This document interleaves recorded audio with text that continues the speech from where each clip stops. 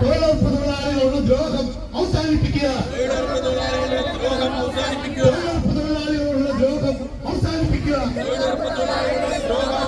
നരേന്ദ്രമോദി നീതി പാലിക്കുക. കേന്ദ്ര സർക്കാർ എത്തിച്ചേരുന്ന ഉപരോധ സമരത്തെ അഭിസംബോധന ചെയ്തുകൊണ്ട് പ്രസിഡന്റ് ശ്രീ മുഹമ്മദ് ഷിയാസ് പണിയാൻ പറ്റില്ല അല്ലേ? 19 പേരാണെങ്കിൽ അത് പണിയാൻ പറ്റില്ല. അത് പിരിച്ചുവിടുകയും ചെയ്യും. അപ്പൊ ആ 19 പേർക്കും പണിയില്ല. ആ 19 പേർക്ക് ഒന്നും പണിയില്ല. അത് മാത്രമല്ല, ഇപ്പൊ 20 പേര് വന്നാലും അത് 5 പേരാക്കി തിരിച്ച് ഓരോ ബാച്ചുകളാക്കി തിരിച്ചു വേണം പണി ചെയ്യാനായിട്ട് ഓരോ സ്ഥലങ്ങളിൽ കൊണ്ടുപോയാക്കാം. അപ്പൊ ഞാൻ ഈ പ്രതിപക്ഷ നേതാവും KPC പ്രസിഡന്റും നടത്തിയ സമരാഗ്നി പരിപാടിയും എറണാകുളത്ത് വിളിച്ചു ചേർത്ത ആളുകളുമായി നേരിട്ട് കണ്ട് പരാതികൾ വാങ്ങുന്ന ചടങ്ങിൽ തൊഴിലുറപ്പ് തൊഴിലാളികളുടെ ഒരു സംഘം അവിടെ വരികയുണ്ടായി. അവർ പറഞ്ഞത് ഇത് തന്നെയാണ്. അപ്പൊ അവരെവിടെയെങ്കിലും പണി ചെയ്യാൻ പോയി ഏതെങ്കിലും സ്ഥലത്ത് ഒരു കയ്യാലയിൽ കയറി നിന്ന് പണി ചെയ്ത് അവിടെ നിന്ന് ഒരു പടം എടുക്കും. അവിടെ റേഞ്ച് ഇല്ലെങ്കിൽ ഇത് അപ്ലോഡ് ചെയ്യാൻ പറ്റൂലല്ല, ഫോണിൽ അപ്ലോഡ് ചെയ്യാൻ പറ്റൂല. ഇത് അപ്ലോഡ് ചെയ്താലേ ഇറങ്ങാൻ പറ്റുള്ളൂ. അത് കഴിഞ്ഞ് ഇവരെ തിരിച്ചു കൊണ്ടുവന്ന് പിന്നെ വേറെ ഏതെങ്കിലും ഒരു മലയുടെ മേലിൽ കയറിയെന്നായിരിക്കും പടം എടുത്തിട്ട് അപ്ലോഡ് ചെയ്യാൻ പറ്റില്ല. കാരണം താഴെ നിന്ന് ചെയ്യാൻ പറ്റൂല. ഏതെങ്കിലും ഒരു മലയുടെ മേലിൽ കയറിയിരുന്നാലാണ് റേഞ്ച് ഉണ്ടാവുള്ളൂ. അപ്പൊ റേഞ്ച് ഇല്ലാത്ത സ്ഥലങ്ങളുണ്ട്. അപ്പൊ ഗ്രാമീണ മേഖലയാവുമ്പോൾ റേഞ്ച് ഇല്ലാത്ത നെറ്റ് ഇല്ലാത്ത സ്ഥലമൊക്കെ ഉണ്ട്. അങ്ങനെ നിരവധിയായിട്ടുള്ള പ്രശ്നങ്ങളുണ്ട്. അപ്പൊ ആ ചേച്ചിമാരെല്ലാവരും വന്നിട്ട് അമ്മച്ചിമാരൊക്കെ പറഞ്ഞത് ഇതാണ്, ഈ പരാതിയാണ് പറഞ്ഞത്. അതെങ്ങനെയെങ്കിലും ഒന്ന് അവസാനിപ്പിക്കണം. ഇതൊക്കെ ആളുകൾക്ക് ബുദ്ധിമുട്ടുണ്ടാകുന്ന ഒന്നാണ്.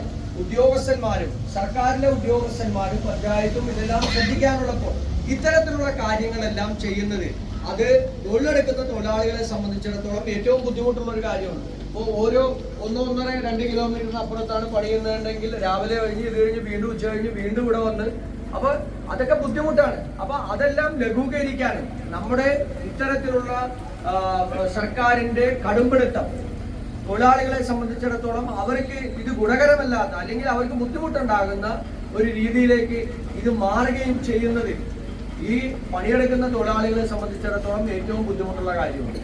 അപ്പൊ അതെല്ലാം ഈ തൊഴിലിനെ സംബന്ധിച്ചിടത്തോളം ഇതെങ്ങനെ നിർത്തലാക്കാമെന്ന് സർക്കാർ ചിന്തിക്കുമ്പോൾ അതിനെതിരായിട്ടുള്ള വലിയ പ്രതിഷേധം ഇന്ത്യയുടെ പാർലമെന്റിനകത്തുണ്ടാവും.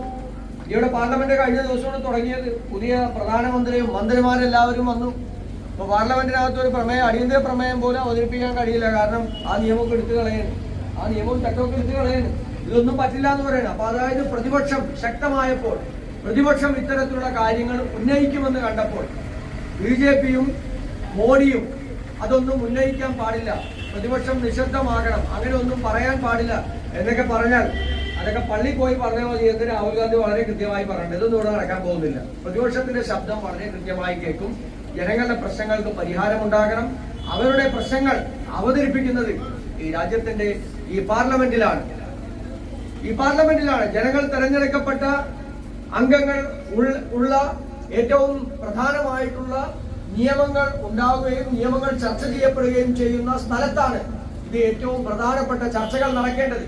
അതുകൊണ്ട് പ്രതിപക്ഷത്തിന്റെ ശബ്ദം കേൾക്കാൻ പാടില്ല എന്ന് ഏകാധിപതിയായ മോഡി പറയുമ്പോൾ അത് ഒരിക്കലും കഴിയില്ല.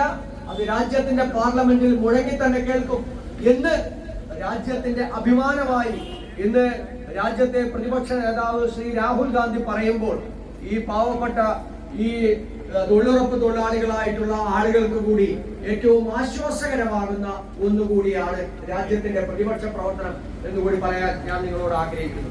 അതുകൊണ്ട് നിങ്ങളുടെ പ്രശ്നങ്ങൾക്ക് ഒരു പരിഹാരം ഉണ്ടാകും. നിങ്ങളുടെ പ്രശ്നങ്ങൾ രാജ്യത്തിന്റെ പാർലമെന്റിനകത്ത് നമ്മൾ ഉന്നയിക്കും. പാർലമെന്റിലെ പ്രതിപക്ഷ അംഗങ്ങൾ മുഴുവൻ അതിനുവേണ്ടി സംസാരിക്കും. നമ്മൾ തുടങ്ങി വച്ച പദ്ധതികൾ അത് കൂടുതൽ ശക്തിയായി ഏറ്റവും ഫലപ്രദമായി തൊഴിലാളികൾക്ക് ഏറ്റവും ഗുണപ്രദമായി നടപ്പിലാക്കാനുള്ള ഉത്തരവാദിത്വം കോൺഗ്രസിനുണ്ട്, രാജ്യത്തെ പ്രതിപക്ഷത്തിനുണ്ട്, പ്രതിപക്ഷ പാർട്ടികൾക്കുണ്ട്. നമ്മൾ ഭരിച്ചുകൊണ്ടിരുന്നപ്പോഴാണ് UPA ഗവൺമെന്റ് കാലഘട്ടത്തിലാണ് ഈ പദ്ധതികൾ കൊണ്ടുവന്നത്, നടപ്പിലാക്കിയത്. ഏറ്റവും ഫലപ്രദമായി നടപ്പിലാക്കിയതും നമ്മൾ തന്നെയാണ്.